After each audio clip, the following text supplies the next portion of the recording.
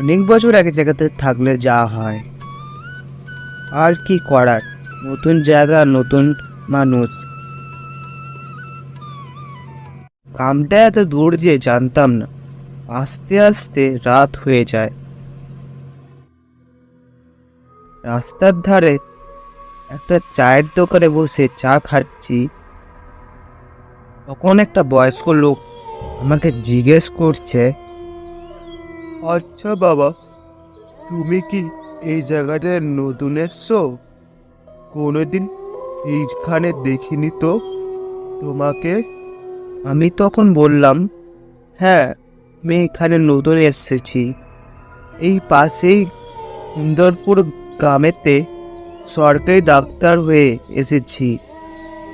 তুমি ওই গ্রামেতে যাচ্ছ নাকি?